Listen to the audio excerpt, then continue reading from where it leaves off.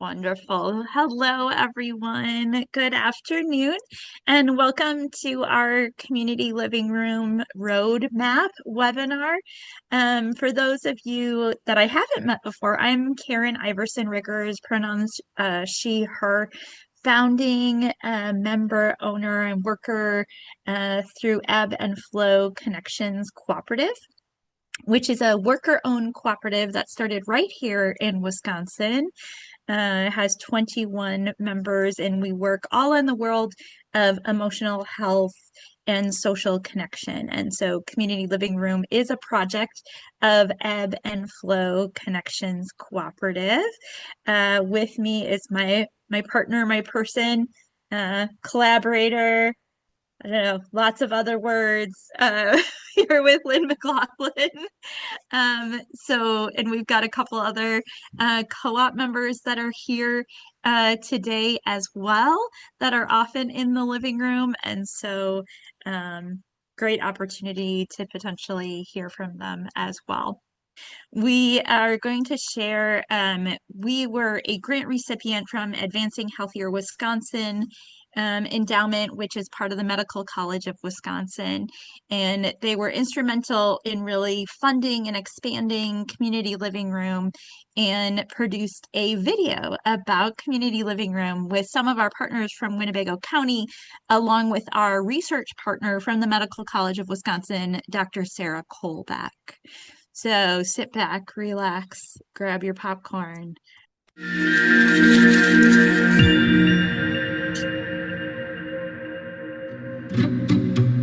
The Surgeon General has actually declared loneliness an epidemic in our country. We've seen loneliness increasing over the past several years, particularly in the context of the COVID-19 pandemic. We've definitely seen loneliness, especially in populations that are maybe older or have a little bit of trouble, accessing kind of social networks and things like that. I think one of the data points that they often refer to is that adults are spending an average of 24 hours alone per month more than they were in previous decades. And that's been increasing over the last 2 decades. And that data comes from pre-COVID times. So we can assume that it's become even worse. So this is not something that just appeared out of nowhere. People have been feeling it for a long time, especially as communities and those opportunities for connection become less and less, whether that's a faith-based community, service organizations. Opportunities to connect with one another are diminishing and decreasing really quickly. We conducted our adult behavioral health survey of the kind of Winnebago, Calumet, Noutagamey County region, and found, definitely some disparities in some of these mental health and loneliness related outcomes in Winnebago County. We've also seen in the county health rankings that comes out from the population health folks at UW-Madison, Winnebago County having one of the highest rates of folks that experience poor mental health days as compared with other counties in Wisconsin. In Winnebago County, I think some of the most concerning data that we're seeing is in our most recent 2023 survey, 75% of our high school students do not feel like they are getting their emotional needs met when they have those emotional needs. There was a report by U.S. Surgeon General Vivek Murthy that talked about both the physical, social, emotional effects of social isolation and loneliness, and compared loneliness to being as detrimental to our health as smoking 15 cigarettes a day, which we all know, right? Like that's going to cause a lot of health effects, but social isolation and loneliness really can have huge physical effects. Social isolation impacts all pieces of the human experience: physical health, cardiovascular disease, stroke, anxiety, depression, thoughts of suicide. All of those are very prevalent in loneliness. So the costs on our healthcare system increase when we don't have socially connected communities. When we talk about loneliness, we don't say it's an individual failing. To say like, oh, just try harder, like make more connections. It's a community issue. And some of the way we're feeling is rooted in community design. Some of it is the kind of changing nature of our life. So looking at it from that basic needs lens, we are really trying to think of how we can build supports around people so they have the time and space and capacity to be supported. As we think about sharing emotion openly with other people, finding those places where you can do that has become increasingly difficult. Once you make that connection, there is a relaxing of the body that happens where the connection is deep and meaningful. Community Living Room is a non-clinical, person-centered space where folks can find connection. The intention with the space was to break down all of the barriers that folks usually find to seeking support. So Community Living Room, you don't have to have an appointment, you don't have to fill out any forms, there's no insurance, there's no requirement of a certain identity or diagnosis, just listening. Rather than sort of expecting folks to reach out to seek that support, why don't we bring living rooms to them? And again, offer that connection as prevention. And that's really where the community living room sort of concept and idea was born, was sort of out of that desire and that recognition that we need these sort of informal, peer-supported,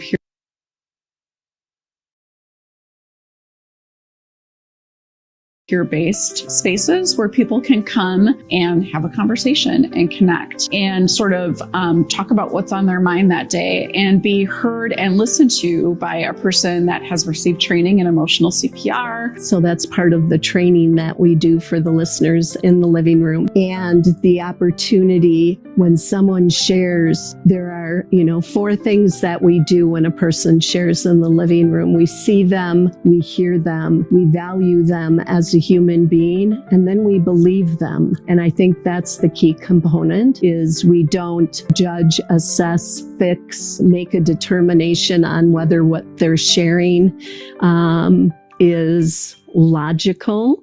It's about the emotional connection and believing what people are sharing. Community Living Room listener is someone who has had the good fortune to be trained in emotional CPR and learned to listen. Community Living Room listeners all receive training in emotional CPR, which is a public health community education program that teaches folks how to really listen. I hesitate to say training because emotional CPR is a practice, and it's very different than the ways that we learn to communicate with one another. Embodying the tools of listening, a lot of it is the inner work of recognizing the blocks that we have to fully listening, understanding, and believing what another person is sharing with us. So this really helped me to understand that the listening part is letting them talk and recognize their feelings and perhaps let them come around to how to solve something or how to work toward it on their own. It sounds like an affirmation. It sounds like something we all know. And maybe we do. I knew it, but I didn't do it. And it's a huge difference. It's kind of a magic thing when it happens. The connections that happen in the community living room are profound. They are magical. It is a moment where you get to witness another person being seen and heard and valued just as they are. And sometimes that's in crisis. Sometimes that's in joy and celebration. Sometimes that's in frustration or anger. And that witnessing of people right where they're at is magical. When you come to our community living room, you come in and we always invite you to take a beverage or a snack to make yourself comfortable.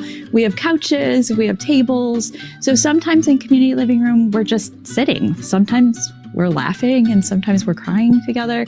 Sometimes we're playing games or coloring or doing karaoke. Whatever folks want to do for connection, we offer that. We actually hosted a total of 18 pop-up community living rooms in the community that were really well received, that were well attended by folks from all kinds of walks of life.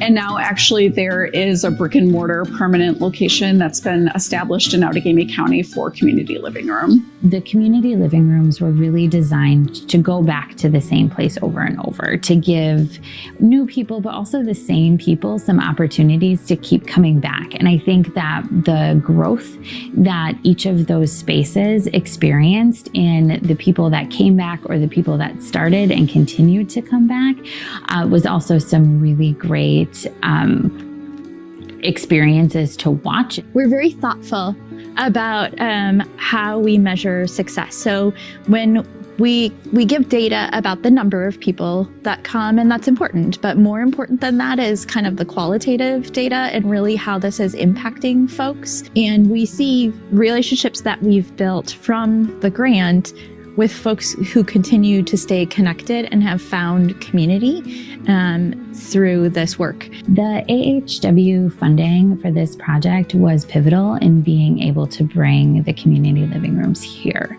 It's not something that we would have been able to do without the grant opportunity. The AHW funding provided a tremendous boost for this work to seed this working community. This work is deeply grounded in relationship building, and that takes a lot of time. That's not something that you can just, magically, here it is. It takes time, it takes energy, it takes trust.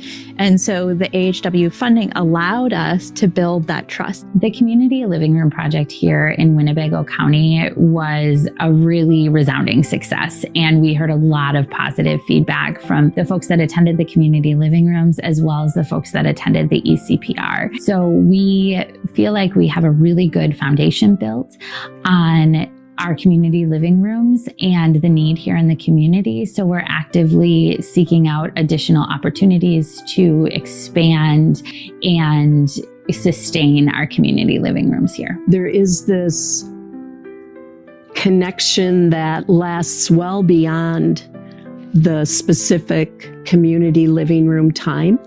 Watching the connections that happen with the people that come into the space, the friendships that carry beyond the living room.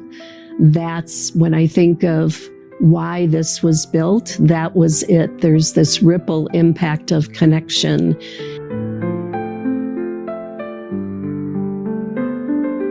Thank you so much, Lynn, for working through all of the technological difficulties and frustrations. So we could see the video, thanks to Advancing Healthier Wisconsin for producing that for us. But we just thought it's a nice intro to community living room and a grounding in the why of community living room. But just wanted to share just a little bit about the story of community living room, which I'm sure we've shared with some of you, but some of you may not have heard before. So this work, the work of Ebb Flow Connections Cooperative, is really grounded in the work that started 7 years ago in the community with bringing emotional CPR here. And so we started doing emotional CPR training in Northeast Wisconsin in partnership with an amazing organization called Lynn that was the host of the seed of eCPR in our community. And so we started doing the training, and so doing the training, folks who took the training were really impacted, as I was when I took eCPR training, and said, where do I find community like this? Where can I find somebody who's going to listen like this, right? And so that's part of where Community Living Room was born. Community living room also comes out of, and this is a conversation that Lynn and I were actually having in my living room on the couch. I remember it really vividly. Just really feeling frustration with the way that we were responding to folks in community, especially responding to folks who were struggling or who were in crisis. And lots of times when that happens, right, crisis is called, police are called, and someone who's in mental health or substance use crisis is put in handcuffs in the back of a police car, brought to the emergency room where they wait for hours and hours and hours because they're kind of triaged as not emergent, not an emergency. And we just said, like, that's not right. It is not right to treat folks who are struggling in that way. And so that's another really strong seed of community living room, is thinking about how we create space in community where folks maybe are just starting to struggle, or maybe they are really struggling or could be in crisis, and could find a place where they could talk to somebody right away without having to wait, without having to make an appointment, without having to fill out these forms and give your insurance card and all of those kind of things, right? These are all things that are seeds of community living room. And part of this is the recognition that in our communities, and this is before the pandemic, as they talked about in the video, like folks are feeling increasingly isolated and lonely. And as I said in the video, like, this is not an individual failing. This is community design. This is the way our lives have changed. But what hasn't changed about us as humans is that we need connection. It is a basic human need. We need social connection, and it impacts our health when we don't have it. So those are all kind of the like the why, right, of community living room. Like, where did this come from? Where did this brainstorm come from? And so you can kind of hear all those places that it drew from. As it's grown and changed and shifted and expanded, we continue to kind of learn more about this work and how this works. And so we're super excited that all of you are here today. There are more folks interested in this model as well. And so we're thinking about ways to be intentional in sharing this so other communities can bring this to their community as well. We're super passionate about supporting that. So that's a little bit about kind of like the history of community living room. But I really want to talk about, and this is kind of the first part, and this is really the grounding part of community living room and the foundations of community living room. Community living room is based on a values-based framework. You can go to the next slide, Lynn. Community living room is based on a values-based framework. What does that mean? So a values-based framework is a guiding structure or approach that's rooted in a shared set of core beliefs and principles.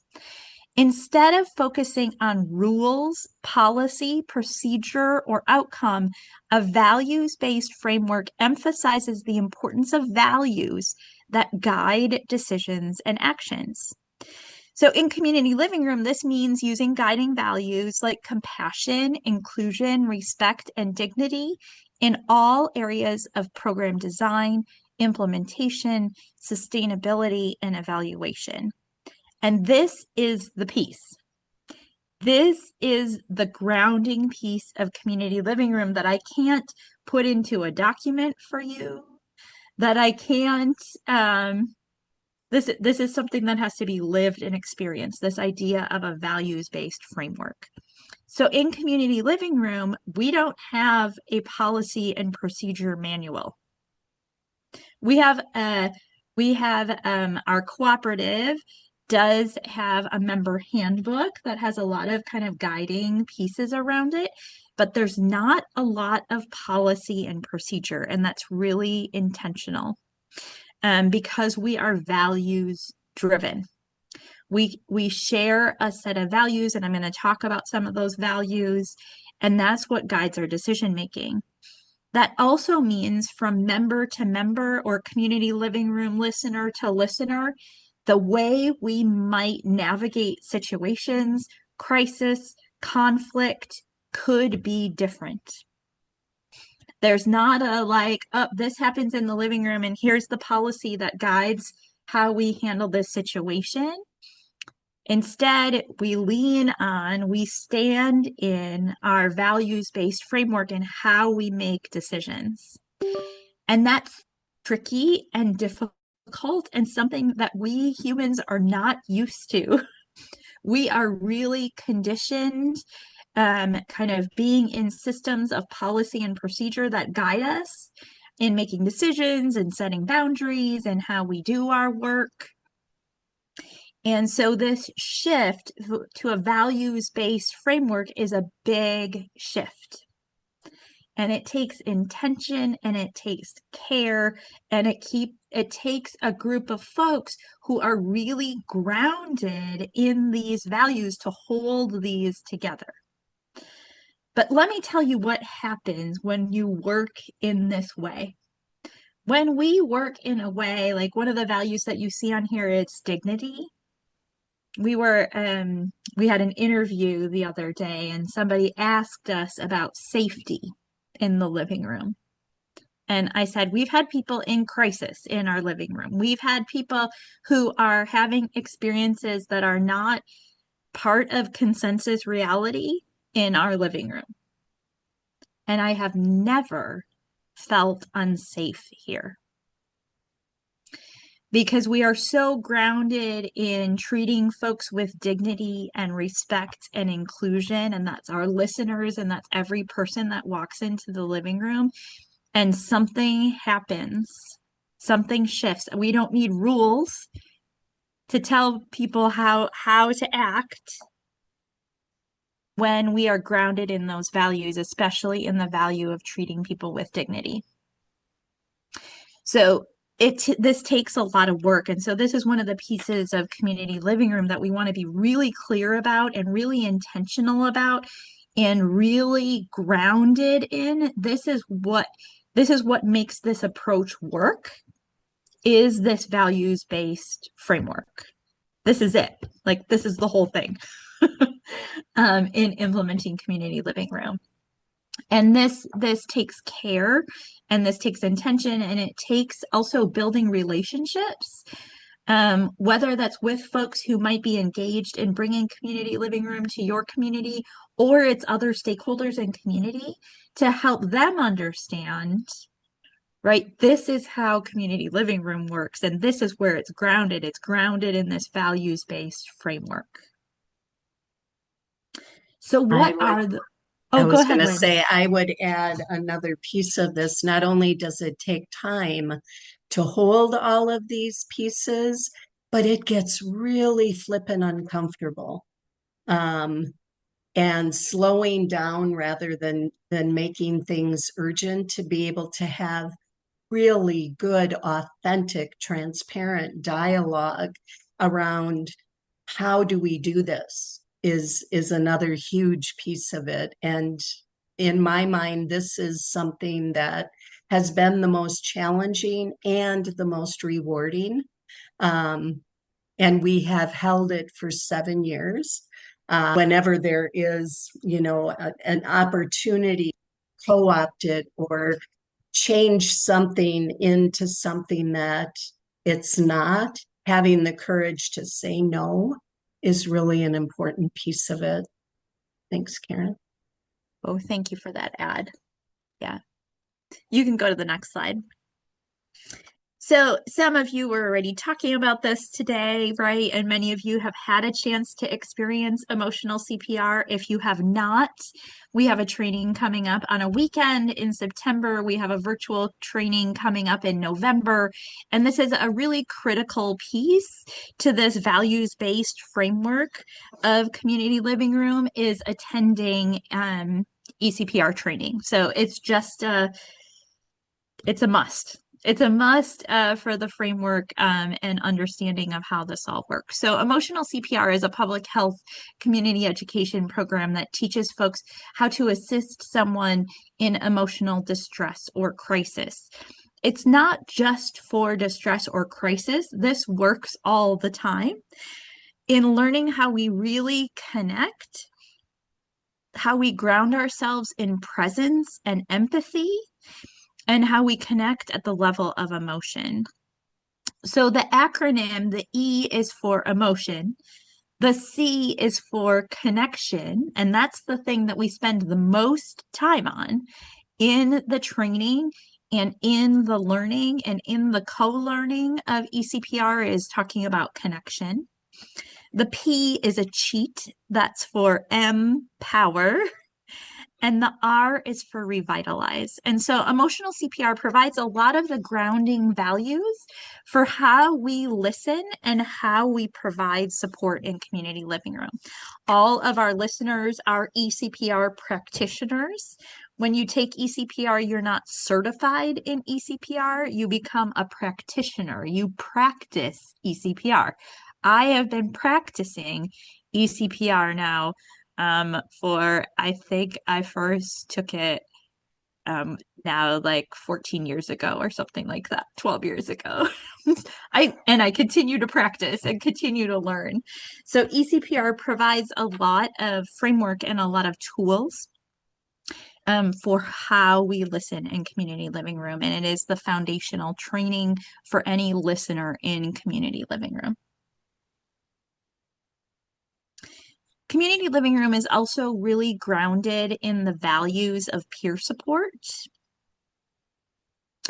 And so we could have a whole webinar on just each of these and talk about them, but I just want to go through them because they are really important. These are grounding values that we utilize in community living room and that the listeners utilize with one another and with folks who are coming in. So empathy, that it's voluntary. What that means is that people freely choose how they engage, and that's really critical in community living room. Hope, belief that recovery, wellness is possible for everyone, full stop. Worldview, honoring and recognizing each individual person's unique experience and pathway. Self-determination, so honoring an individual's capacity and right to make choices and decisions about their own life. It's strength focused, right? Focusing on what's strong. It's honest and direct. So we have clear and thoughtful communication with each other. Those are fundamental values of peer support. But wait, there's more values of peer support. So peer support and this connection at a mutual level facilitates change. So it's really thinking about how we eliminate practices that are dehumanizing, demoralizing, or degrading. It works through collaboration, equity, and shared power. It's grounded in mutual respect. We practice being open-minded and non-judgmental. And this one might be the most important, and that is mutuality. If you haven't heard that term before, it can be defined as everyone has something to share and give, and we all receive. There's an idea that instead of power over, it's power with, that we're thinking about that we both have things to give and receive. This, to me, has been one of the most powerful gifts of community living room in my life. That as a listener, if I'm having a bad day, if something happened at home, if something's going on with one of my kids, or something I'm really struggling with, I can show up in that way to community living room. I don't have to put on a mask that everything's okay. I actually get support from folks who are walking in the living room. And this is a fundamental shift from the way that we deliver a lot of support in community. And it requires practice and it requires leaning into that values-based framework. And it is nothing short of transformational. When I get to say, when I talk about the work that I do and that I get to show up completely wholly as a whole person, as myself in the work that I do, it's really revolutionary. It is really, I would say, radical from what I've experienced anywhere else in my career. And so this piece, this grounding of that everyone in community living room deserves, receives all of these values that I've just mentioned, right? This is for the listeners as well as folks who are walking into the space. And so it's really powerful. So, and to say again, as Lynn said, and it is flippin' uncomfortable. Because we're used to a lot of rules and policies and procedures and boundaries guiding us on how we are and how we're going to be and what to say and what not to say and how we do this and what do we do next when something happens. And when we shift this to being grounded in these values and being with each other, like we're going to mess up, we're going to have to work in repair and accountability. It's hard work. It's real work, and it also is the best and most rewarding and fulfilling work that I've ever done. So we wanted to talk about this foundational piece, this values-based framework piece, because this is it. Like, this is the secret sauce. This is what makes community living room different. This is what is the most important fundamental piece of implementing this in community, is being grounded in and holding to the values.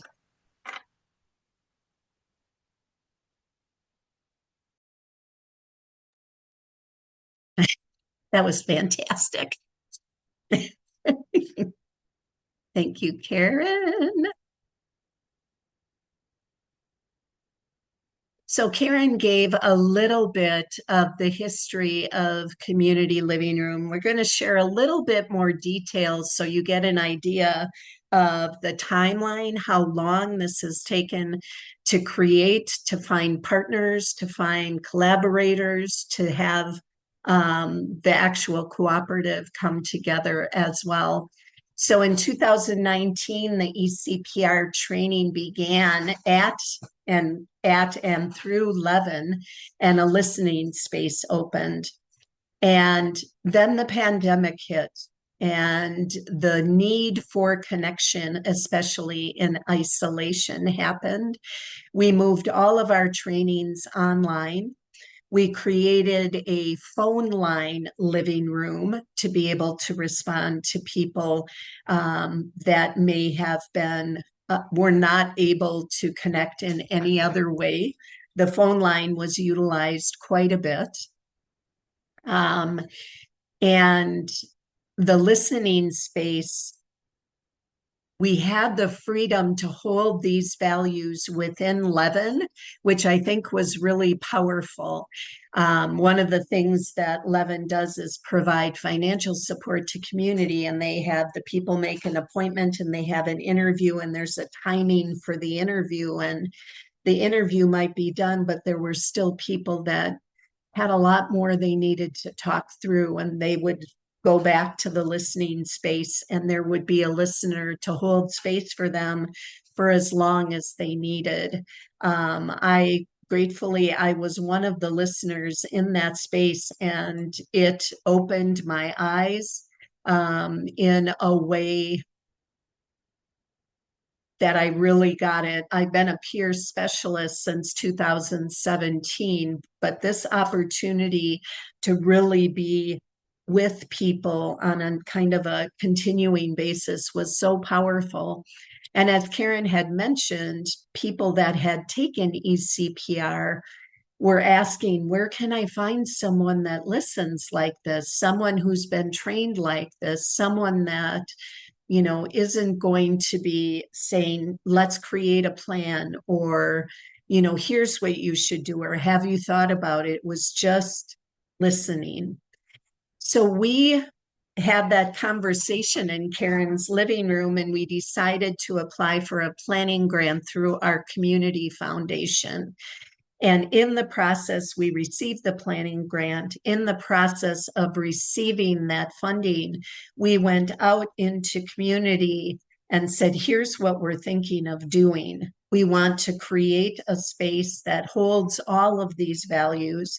And then we gave them all of these options, like, do you think it would be best to be in person or virtual or text or phone, or in person or one-on-one? And it was a resounding, we need all of it. Granted, we did not have the capacity to provide all of it. So we applied for a pilot year grant after collecting all of that data. We applied for a pilot grant in 2023, and we decided to do pop-up community living rooms.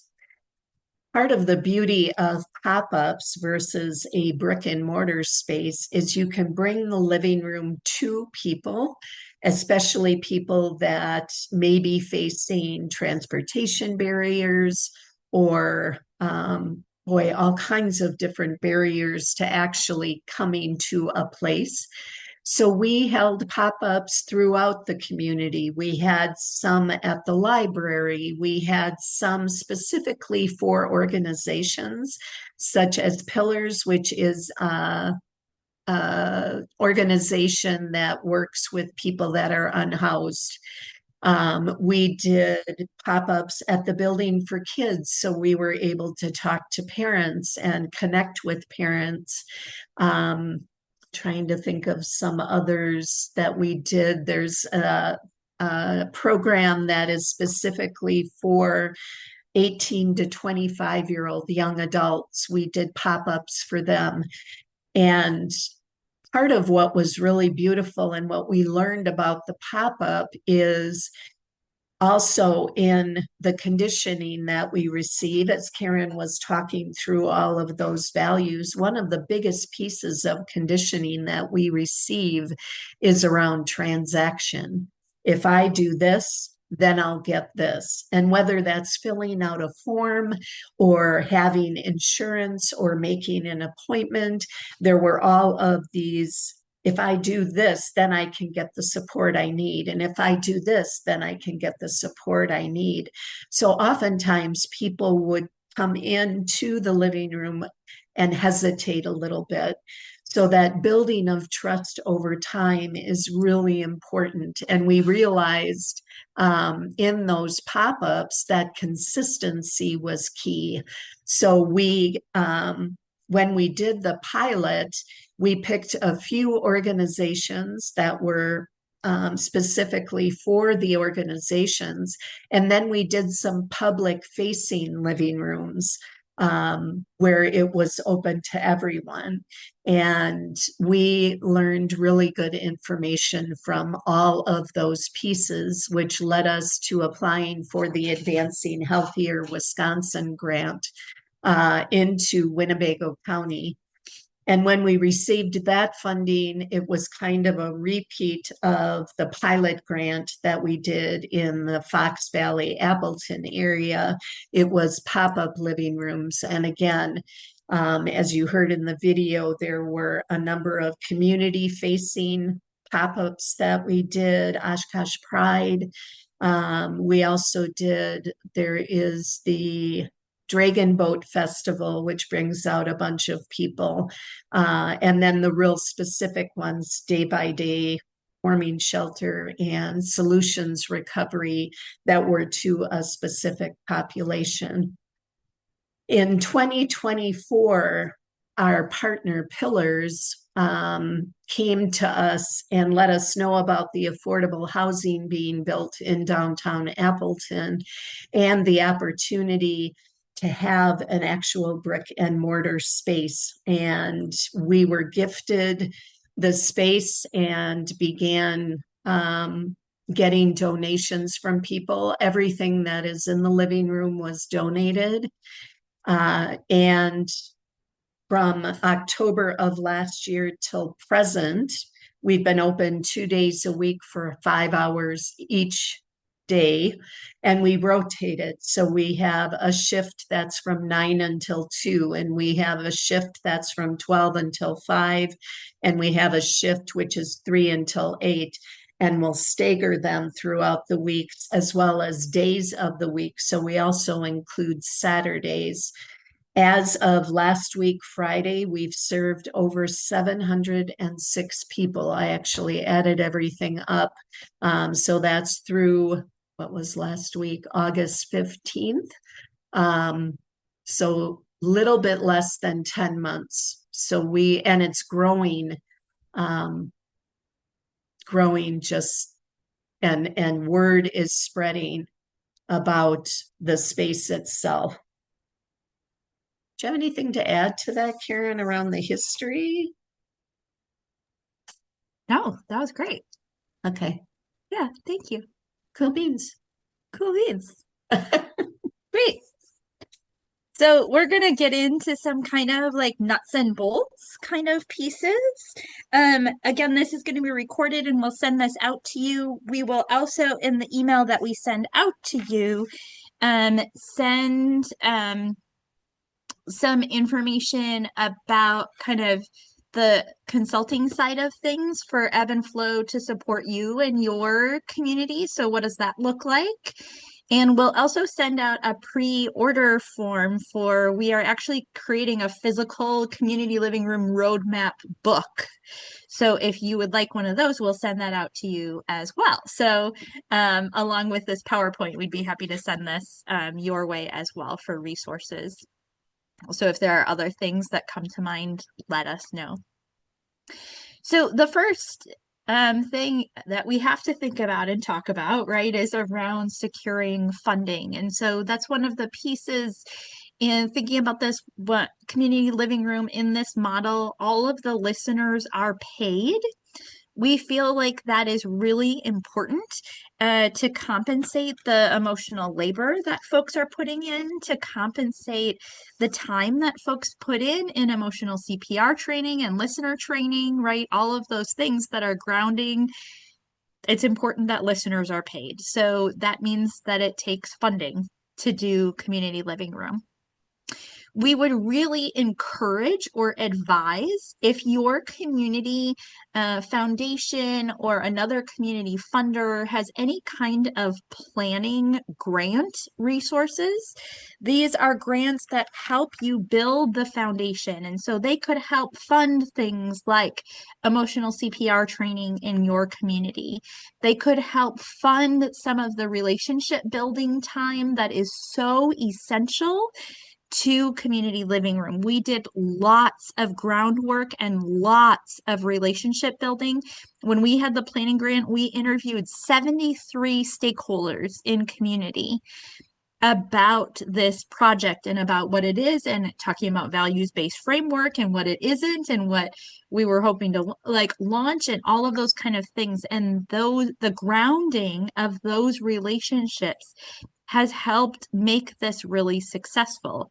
It got us our brick and mortar space in Appleton. That wouldn't have happened without the relationships that we built really intentionally.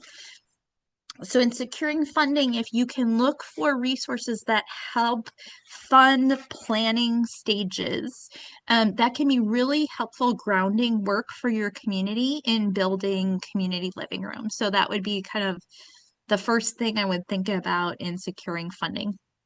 Additionally, in securing funding, you're going to want to make sure that you can fund all of the aspects of community living room. So identifying those funding needs for training, identifying funding needs. We always have food at community living room. We haven't talked about that, but that's like a really important part. Whether it's a pop-up space or it's in our brick and mortar space, we always have food. Food is a connecting piece. Food is also a welcoming piece. Food is an icebreaker, all those kind of things. So we've done all sorts of kinds of foods. We've done popcorn, and we've done ice cream socials, and we've done caramel apple bars, and we've done sandwiches, and you name it. I think we've probably done it for food, but it's something that you want to consider for your funding source. So for funding steps, in the community living room roadmap will outline some of these more in thinking about the funding side of things. I would say, as someone who's like a long time fundraiser and grant writer, being really sure about the match before you even apply for a grant, building that relationship with that funding source to make sure that they understand what your intention is, what your program is, what community living room is, what it isn't. So you don't waste your time writing a grant that doesn't match up with funding priorities, and that doesn't match up with community living room. So that helps you kind of develop a strong proposal. In the consulting framework that we'll send, we are happy to do fundraising consulting. We're happy to share as part of that package some of the grants that we've written. So you can just take like copy paste that grant language. Totally can do that. When I talk about building funding relationships, really, again, it's keying into understanding what are that funder's priorities. I've never applied for a grant blind, meaning I've always talked to, emailed, had a phone call with the person who runs that fund to make sure they understand. And we now have ongoing funding relationships. I think about one funder in particular who we've been very conscious about building relationship with. And every time we've applied, we've seen an increase in funding for our project. But that's intentional, that takes time. So I think we've said this like 6 times now, that community living room is intentional and it's going to take some time. It's not just something that we can put out a sign and say, we have community living room today. We're going to talk more about some of this groundwork of making sure that we hold to the integrity of the community living room model and that we work within that values-based framework, and that takes time. It takes time and trust and relationship building.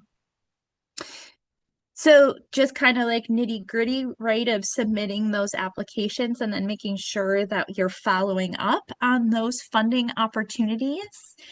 And then figuring out what mechanism you have in place to manage funds effectively.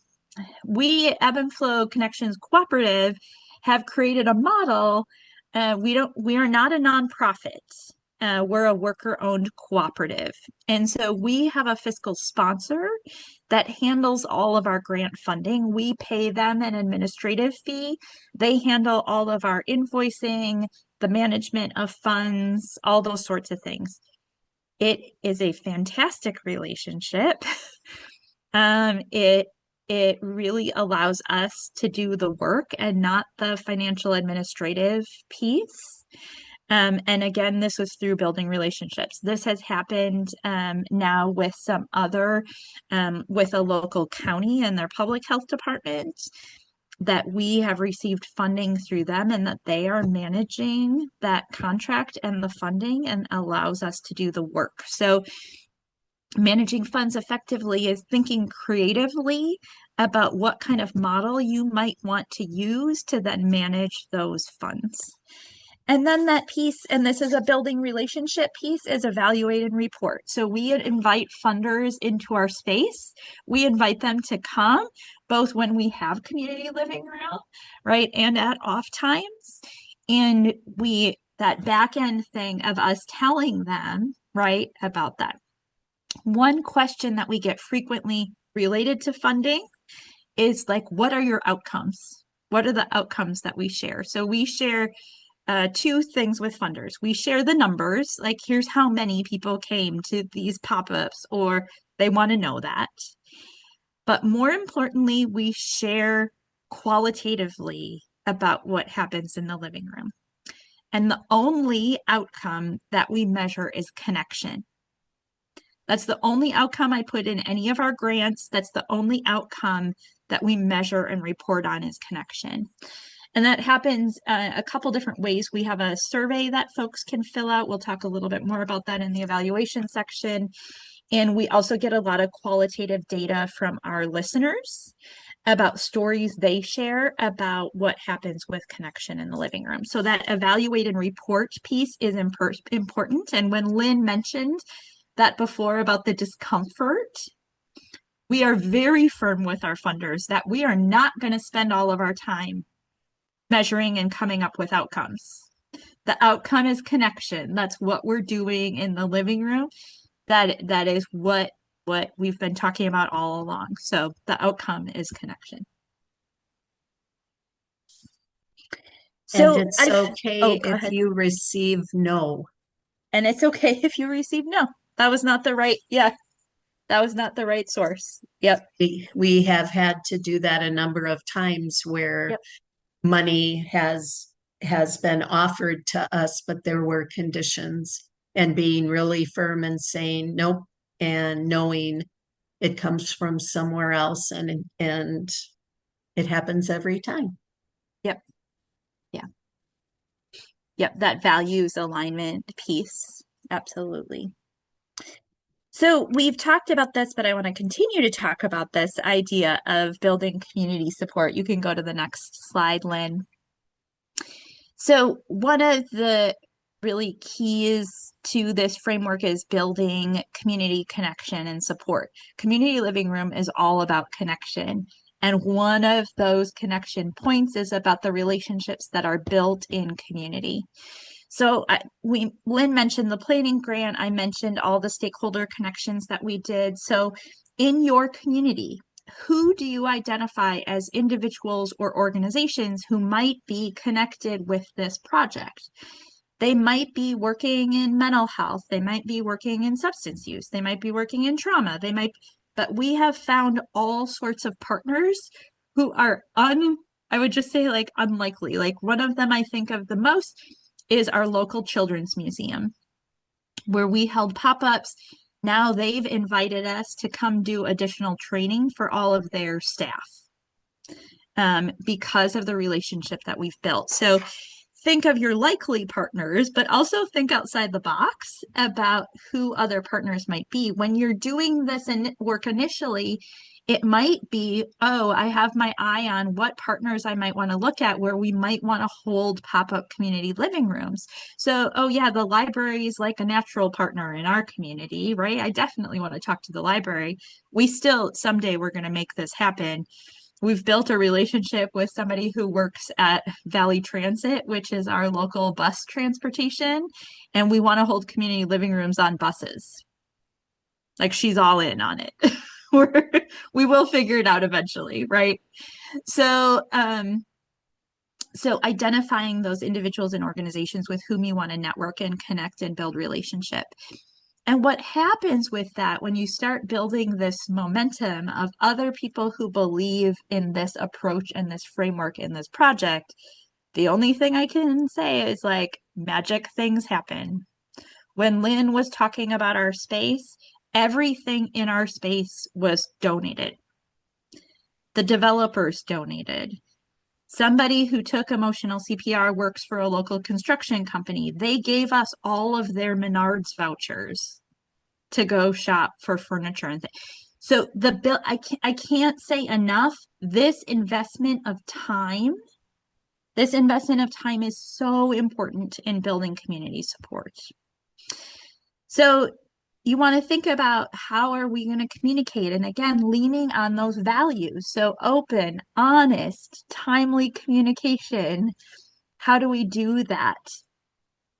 We might use a variety of communication tools. So we've used social media. We've done a ton of workshops. We've done community presentations. We have marketing sheets. We've reached out to local media. We've done all sorts of things around building relationships and communication around community living rooms. So when you're thinking about a strategy, and again, this is where this planning phase and thinking about funding the planning phase to fund that work, this work of building community and building communication and building connection. And we invited a lot of feedback too. We asked people when we were connecting with them, like, when should this be offered? Where should this be offered? How often should it be offered? What time? What mechanism? So should it be in person? Should it be on the phone? Should it be text? Should it be virtual? Oh, of course, people said it should be all of those and you should be open all the time. but we asked for a lot of feedback. We asked people what they thought, what kind of things would you add? And we got all sorts of great ideas that people shared about this approach, or that they shared, oh, you know who you should talk to? You should really talk to so and so because they're super passionate about social connection. And this is how you start building that community momentum to support community living room in your community.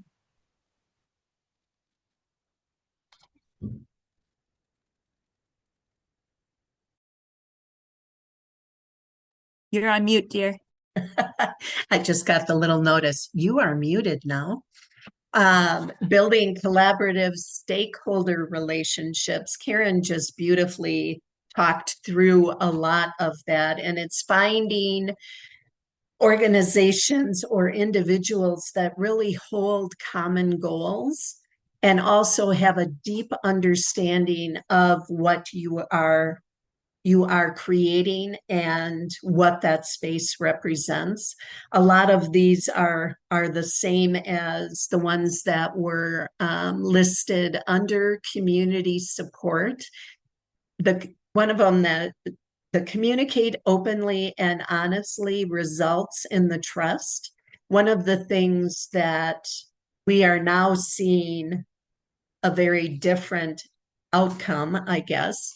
In the beginning, there were only 2 or 3 people or 4 to 5 people that would come into the living room, and we would openly communicate that with our funders.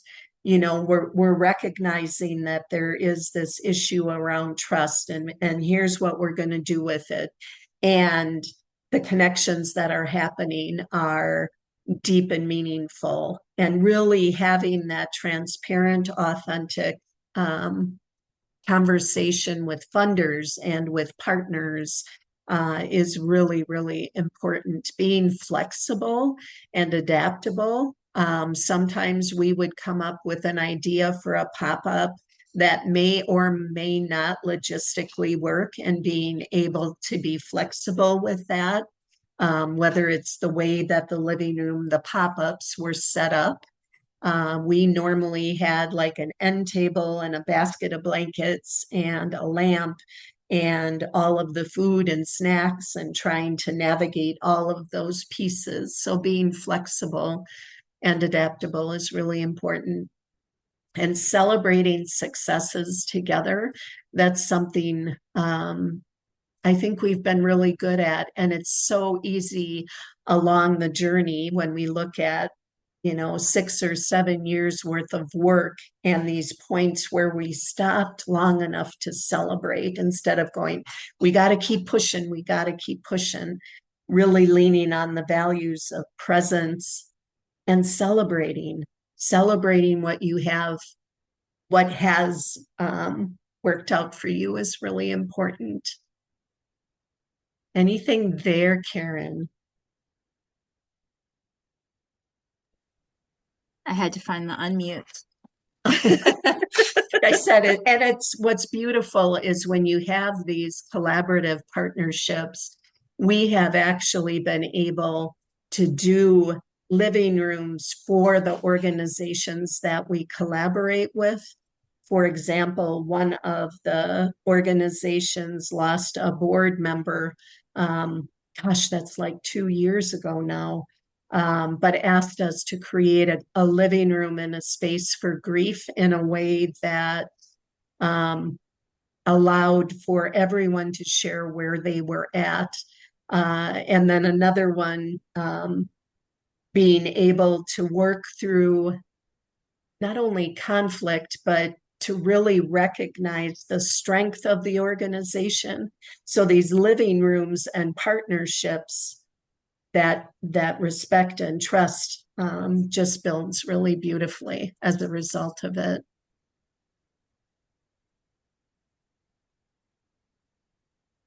Yeah, that's perfect. And I was going to say, yeah, I was just stepped all over you.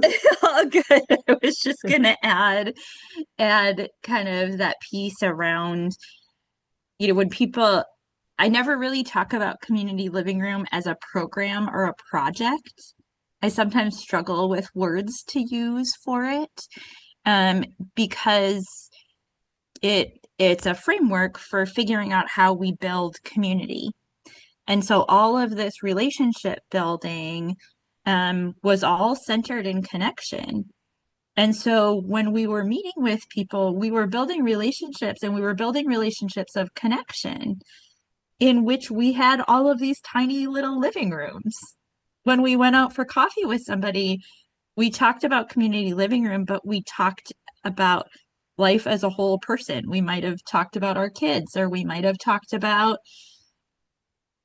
the heavy weight of the world, or we might have talked about like it could have been a lot of different things. And so connection was always centered in this collaboration and this relationship building. And what has happened with that is that now Ebb and Flow is really a trusted resource in community, that we have folks coming to us all the time for training, for support, for connection, right? And that happens on an individual level with individuals who work within organizations that we collaborate with, and it happens on an organizational level. So this piece is bigger than just those pop-up community living rooms that we offer. It's about thinking about how to build community in our communities, community of connection. It made me tear up. That is accurate. So part of the process, and this for you, those of you who have been through the training, a lot of this is going to sound familiar. Holding the ECPR training was one of the first steps in really starting to build capacity of a community that is grounded in the values of ECPR. So when we talk about we have trained over 2,500 people, not all of them are listeners. Not all of them come to the living room. Not all of them even continue in the conversation around ECPR, but we recognize because of the impact of the training that ECPR is a framework for community connection. We have heard from people, you know, later on in the game that have taken the training and come back to us and share, my relationship with my mother is completely different. Thank you for that training. I thought I was taking it for work, and it really helped me understand how to listen better with my mom. Or ripples around, you know, relationships, friendships, work relationships, community pieces. So as you train more people in this, the framework grows and ripples. Even the people that haven't been trained in ECPR are practicing ECPR, and it's impacting relationships and deepening connection throughout the community, which that is another piece that's really kind of mind-blowing when I think about the number of stories we've heard from people on how this training impacted different areas of their life. And like I said, it creates this deeper connection and builds capacity throughout the community and even beyond, you know, as family members live in different states or whatever, the ripple impact is, it's breathtaking, for lack of another term. So when this is very, I don't know what the word is, detail stuff. But when you're thinking about a training, things to consider: will the training be grant funded? Will participants be responsible for payment? Working collaboratively with us to bring the trainers in for the training, and what the delivery method will be, choosing a location, emailing training materials, setting up the training room, all of those kind of nuts and bolts things that go into making sure that a training is successful. Something we have, so Ebb and Flow also has trainings, as Karen had mentioned in the beginning, if there are people in community that would like to go through the training, but the funding isn't there yet or whatever, they are more than welcome to come to one of our trainings to get a taste of it. And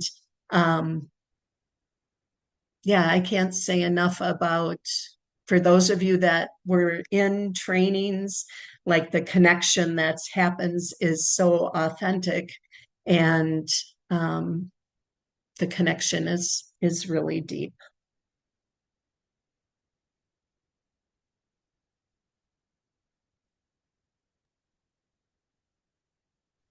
So if you're thinking about, I know all of you are at all different places in momentum around community living room, right? So that's great. There are lots of great places to start.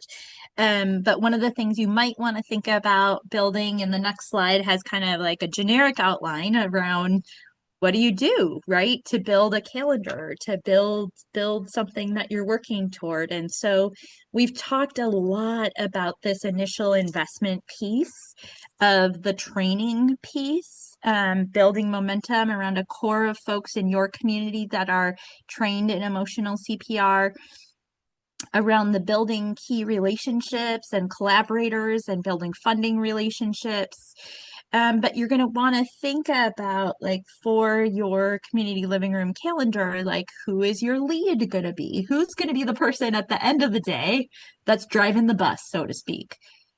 You want to determine some time frames, especially making sure to leave time and space for this planning phase of community living room, for this project piece, this grounding of community living room and building relationships. I love this, thinking about scheduling regular check-ins. You remember that I said all the way along, this has been all about connection. Anytime Lynn and I meet, the first part of our meeting is connecting with each other. We're talking about what's going on in our day. We're talking about what's hard. We're talking about what we ate for breakfast. I don't know. But there is time, there is dedicated time for connection. And we always get our work done. But this is the orientation that we have as a cooperative as well. When we have our member meetings, we have time for check-in. We have time for connection. And so living this project is thinking about how you schedule, how you build that connection time. Thinking about how you regularly communicate with all of your stakeholders. It could be your funders, it could be folks that are hosting pop-ups, there could be a whole bunch of stakeholders that you're connected with. How do you communicate and connect with them? And then how do you, because there's gonna be bumps, right? Things are not gonna work out all hunky-dory. It's just not the way it works. And so how do we then adjust? How do we pivot? How do we shift? How do we work through and navigate those bumps? So this calendar piece can be really really important for your community, is saying, like, yep, this is what we want to do. Okay, cool. Let's put a calendar together of, we want to spend, whenever we're expanding community living room to a new county and a new community. And it's a year-long grant. The first 6 months is all planning and relationship building. That is the grant activity for the first 6 months. And then we're offering a training. And then, like, 9 months in, we offer a community living room. But without kind of that, being thoughtful and having that intention, there can be we just want to do it, right? We want to do the thing. And what really makes community living room work is this connection and relationship building. And so you have to build time for that. So I mentioned a little bit about this around the evaluation process, and this evaluation process is important. This idea of how do we capture information, how do we learn together, how do we co-learn? And so you have to have some mechanism for that learning. So when you're thinking about that evaluation process, as I mentioned, the outcome of community living room is connection. Do people feel connected when they leave? Do the listeners feel connected? Do participants feel connected? Is the process one of connection and implementing? You can go to the next slide. And so we capture a lot of qualitative data. So when you're thinking about evaluation, you might have some requirements from funders. You might have some requirements from partners that are working around what you need to have in place for evaluations. You need to identify those stakeholders. You need to identify the scope of what's needed. We have qualitative questions. We would be happy to share them with you around community living room, and choose the method of how that's going to work. We've been talking about it. I think we still might do this. You know, when you go into one of those restrooms and there's like a smiley face or a frowny face, like the restroom is clean or it's not. We've talked about doing that with community living rooms. So everybody who comes in, right, presses the button. But there are all sorts of creative ways to evaluate. And really, we are on the side of qualitative evaluation, not quantitative. So we don't collect a lot of data on folks. We don't collect really any data on folks that come in, and that's a dignity piece for us. Like, here, like let's have some really great time together, and then please fill out this very intrusive like evaluation questionnaire about every piece of your demographics. Maybe that's something that you need to capture for some of your funders or some stakeholders. But we've been pretty specific about that. That's not what we want to spend our time doing, and that doesn't promote dignity and connection. So how do you create an evaluation plan? We do a lot of qualitative data. We do a lot of connection with listeners about what's working well or what's challenging in the living room. We've just started implementing in our member meetings. We have some time to talk through, like, what are things that we might need to do in the living room. And the dialogue is always really interesting because we continue to work to ground ourselves in the values of community living room when we're talking about evaluating community living room. So there are things like, I'll just like say this, like people are like, oh, the listeners should all have name tags. Well, okay. And is that mutual? Because a name tag confers like I'm the person. I don't know if that makes sense. So we're thinking about ways that we can help identify listeners so people know who they are and staying grounded in that value of mutuality. So at evaluation, how are you reporting findings? How are you using them for improvement? And how are you using them to kind of guide your work? So thinking about evaluation is an important part of implementing the framework of community living room.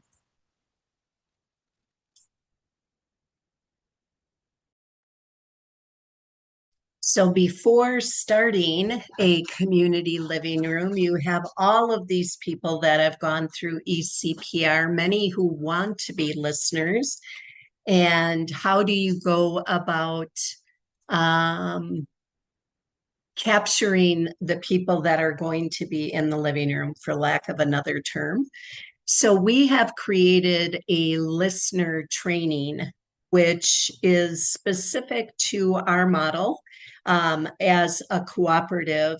The training really brings together it revisits ECPR and those values. It talks through what are the values we hold in the community living room and how it's important that we lean on those when we are in that space. It's also specific to the listeners' that we have are all members of Ebb Flow Cooperative. To be part of Ebb Flow Cooperative, you have your own standalone LLC. All of us are independent business owners. We like to call it working alone together. So we all have different things that we do in community, and we're listeners. So we go through the process of what does it mean to get an LLC? How does the invoicing process work? Who is, and this is getting more complicated with funding, but if it's this funding source, what do we do? And this funding source, what do we do? But it's really re-grounding and re-walking through all of the pieces of ECPR. We have some specific pieces in the listening trainer around conversations of suicide and reiterating that listeners are not mandated reporters. We are there to listen and to hold space and to, and this is leaning into peer values as well, allowing autonomy and choice for every individual that comes into our space to make a determination on what they need support with or help with. And we often say help isn't helpful if we don't ask what's helpful. So again, that notion of like slowing down and allowing for people to share where they're at. So the listener training for us is a 2-hour training.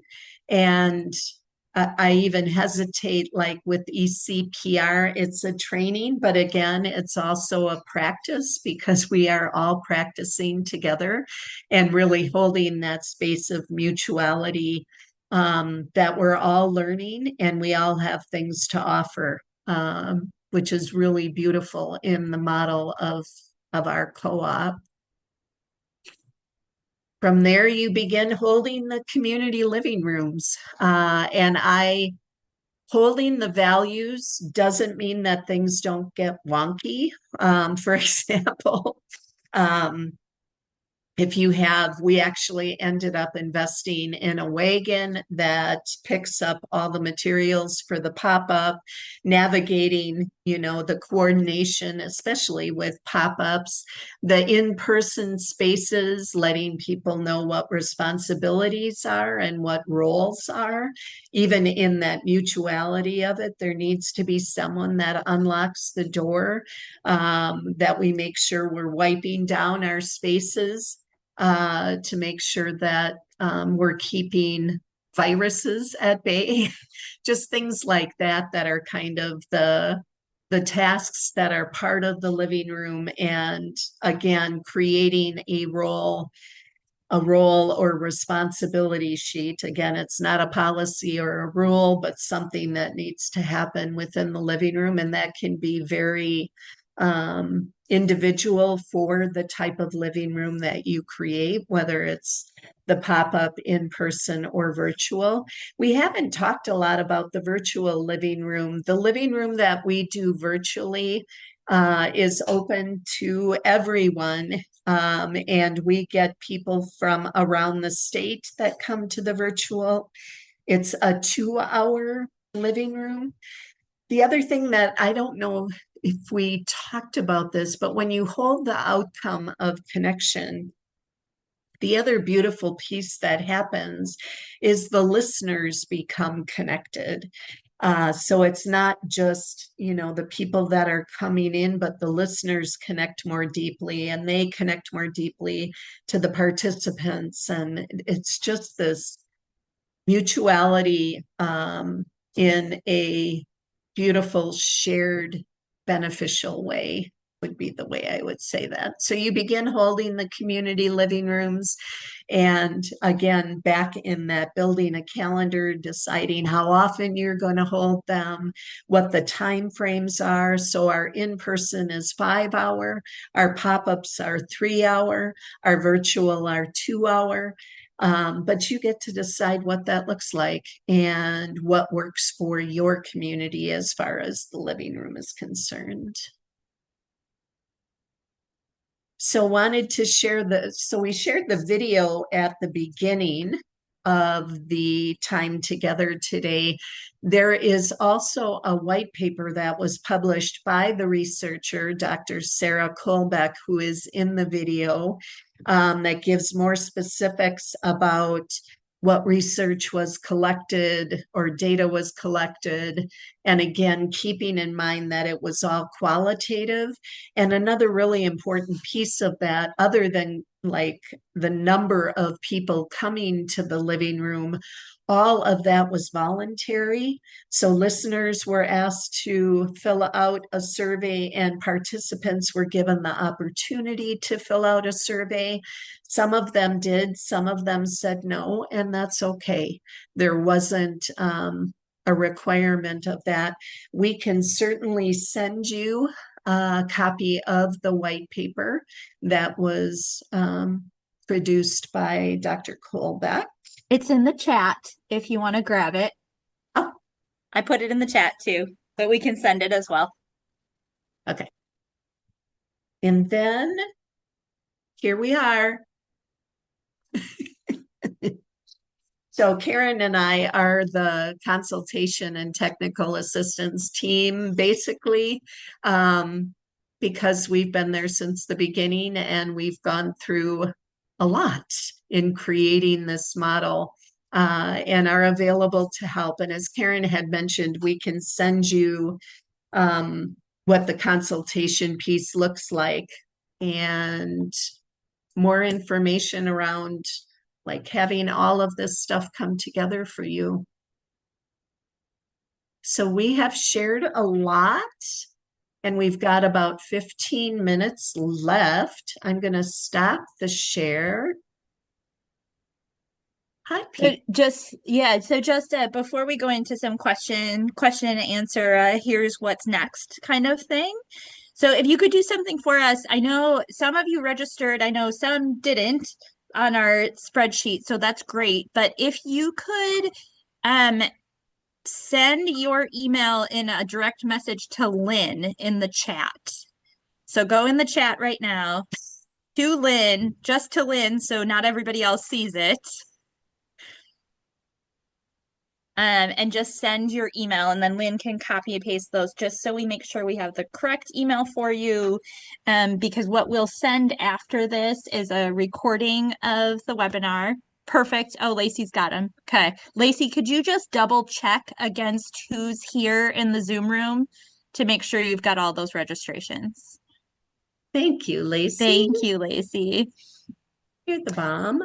And so we'll send out a recording of this Zoom. We'll send out the PowerPoint your way. We're going to send the consultation and technical assistance kind of menu, so you have that.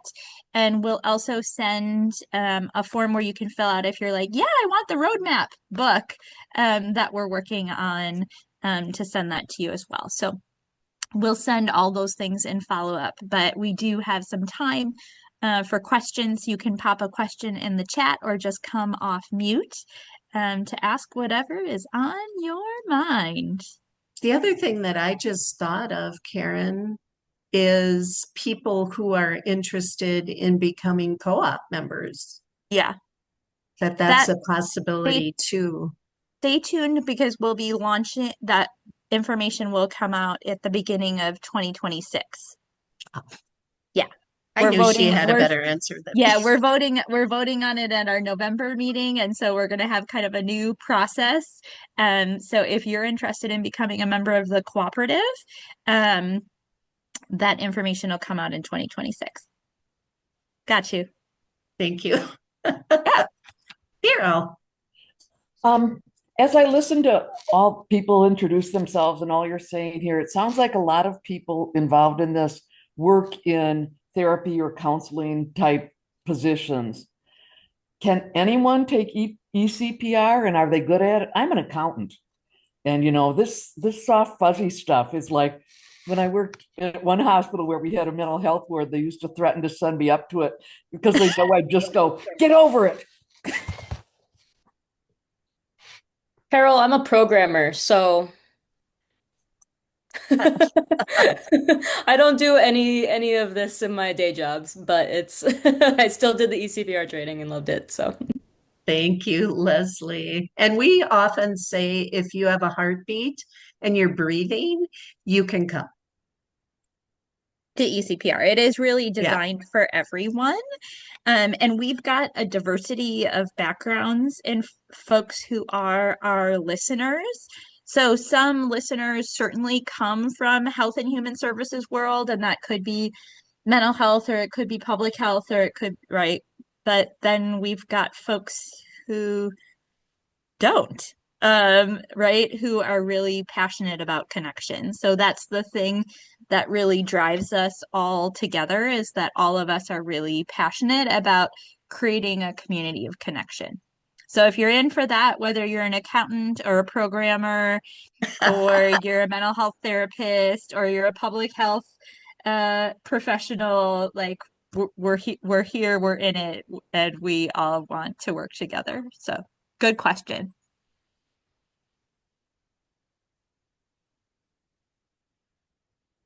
That question. Hi, Leslie's Pop. this is Jasper. Hi, He's Jasper. hungry.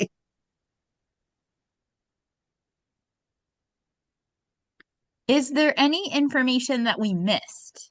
This is our first time doing this, and so we were like, what information should we put together? Do people want to know? Is there anything that we missed? We'd love to know. Jamie. I guess I have a question, and it sort of relates to that. So recognizing that community living room could be deployed in so many different ways, for so many different reasons. And I'm interested in knowing the way you all have it. Is community living room essentially your full-time jobs now?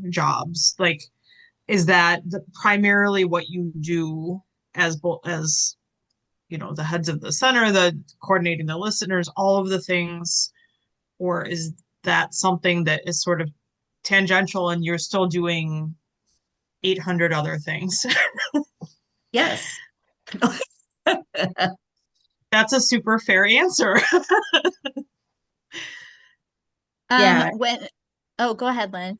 I guess my question is kind of around human capacity, because I'm just thinking about everyone in our community, including all of the faces that I know on this screen, and how much of our, like, we're all already full-time in all of our other domains and the community. So I think it might be meaningful to just kind of hear about what capacity has been like for you all. I think that's a great question, and I think what's exciting about this to me is that this is really scalable. So when Lynn and I first started this work, Lynn had another full-time job, and we were fitting ECPR trainings into that. I had just left a job, and I had a very young newborn, like very young little being. And so what's exciting about this is that it's scalable. You might say, like, oh, you know what our community can do right now? A community living room once a month. Like that's what that's what our humans have capacity for. So we've got listeners trained, we pop up in a space once a month. That's what our community can do right now. Right now, this is like full time for both Lynn and I. We do a lot of mostly almost full time. We do a lot of training as well. Lynn and I do a lot of training. Other co-op members would love to be full time as well, and I hope we can continue to scale up for more folks to be doing this full time. But I think that's the cool thing about this model, is that it can be scalable. To say, right, like we can do this once a quarter right now, and then next year we can do it once a month, And then after that, so I think there are ways with this that you can start building within your capacity. Does that make sense? Yeah. Yeah. And that's how it worked for Lynn and I. When we first started, I don't think we could have envisioned it would look like this now. In fact, No way. we giggle about it because we had a dream sheet with Tina Yeah. in the basement of the Nina Library or Menasha Library, and we started thinking about, oh my gosh, what if we end up doing an ECPR training a quarter? And like May, June, we did 6 trainings. It's just, it has exceeded in so many ways. And the importance of slowing down when you need to and giving people the space to be able to slow down because we need everybody.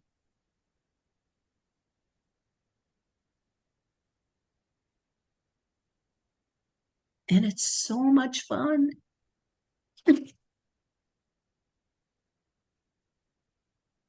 And I'm I think comfortable. I think that's helpful framework. Like Lynn went through that history piece, right? We started emotional CPR like 7 years ago. And this is where we are now. And we had the planning grant, like that's almost 5 years ago. And this is where we are now. And so just on a patient's side of things, it's been worth all of the time that we took to really ground into this values-based framework and really ground other people in that as well. It's worth every second we took to do that. So Lacey says, can you start community living room before you get funding? Can we call it something else? Well, I mean, you can like come up with your own ideas. That's fantastic. I would say that if you want to hold to the integrity of the community living room model, you're going to have some kind of funding source because listeners need to be paid and you're also providing food. Maybe the food gets donated. What's the resource? That is a place that we get asked that quite a bit, like, are the listeners volunteers? And we feel like it's really important to compensate people. Often this work is not, and whatever model, we could have deep dives about capitalist constructs and that value is conferred with money, but it is a way to compensate people for their time and energy in paying them to be a listener. It's an emotional heavy lift. Are there other ways to build connection like this in community? Oh my gosh, a million ways. A million ways. And there's also lots of other folks doing this work in our state and across the country that are doing work in social connection. So I think there are lots of ways for us to be creative and to think about what's going to work in our community. So community living room is just one way. Are there other ways? Oh my gosh, absolutely. The belonging bus. The belonging bus. We have a PhD student from UCLA that reached out to us because the living room is part of the Foundation of Social Connection. It's a nationwide organization around connection, loneliness, isolation, and the community living room is an intervention in there. So they found us and they kicked off the belonging bus, and they have a bus, and we want a bus. We have always wanted a bus. So that's another piece. Looking for a bus. Sidewalk talks, yeah. Yeah, so there are other cool models, like Jamie had mentioned, a friendship bench. Sidewalk talks is another really cool model. I was at an event in the Wapaka area, and it was at an event at a concert, and they had a picnic table set up that just had a sign in it that said, come talk with us. Caravan, yes, Lacey. Yes! That's what we're naming our bus, is the Caravan. Yeah, so yeah, so I think there are lots of, I would love to hear a million more ways that we're creating connection in community in big ways and small ways. So I think that's like part of it too, is thinking about what's scalable and what's relevant to our community. We're going to learn a lot in this next year in doing community living room in a rural community. Yes. We're going to learn a lot. So I think the possibilities are, yeah. Yes, Ruth. Okay, now I'm on mute. I was wondering if this has ever been explored with the youth population. I mean, I know we're trying to kind of focus in on adults, so just wondering about that. Yes. So our brick and mortar space that's in downtown Appleton is just 18 and up. But we've done some youth spaces in collaboration with Boys and Girls Club and Menasha Library, which is awesome. We have to do some more work and learning around, there's kind of a whole other set of issues with supporting youth um, that that we have to learn more. I don't know if that makes sense. Yeah, I worked before in comprehensive community services there for 8 years before I jumped into my role where I am now. And just looking at what sometimes, sadly, I think within the years, we had some group work that, just fizzled out. And there's so much work that can be done amongst a group, right? It's great to do individual work, but then we'll be able to kind of get a group together and hearing the focus of, community living room where that could be beneficial. Plus, the other side of it too is um, becoming a CCS provider. There's that reimbursement piece for that service too. So, Yeah.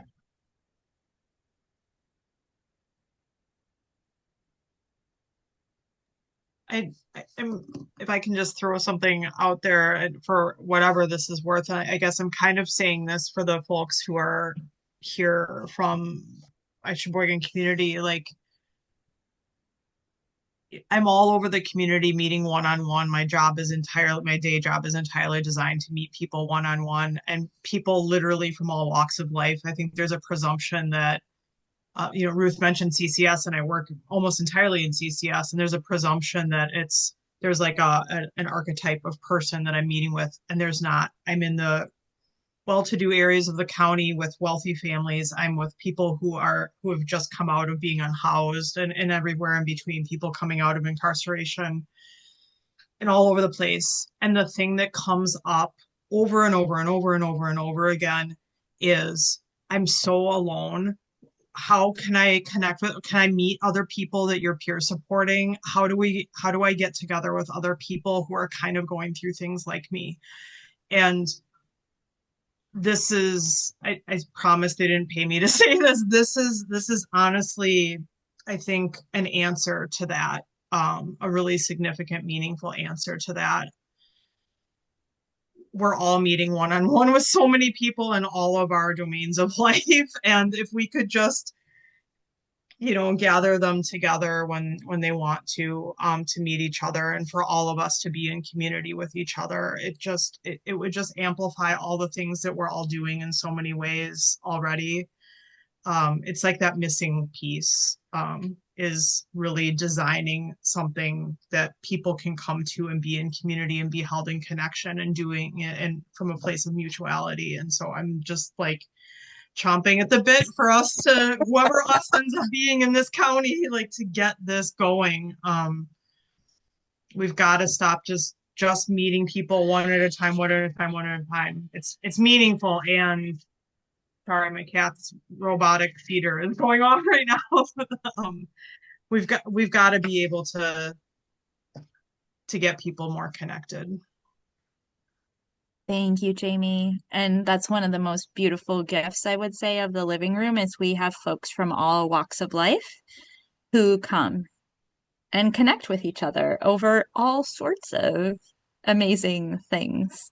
And we as humans are wired for connection.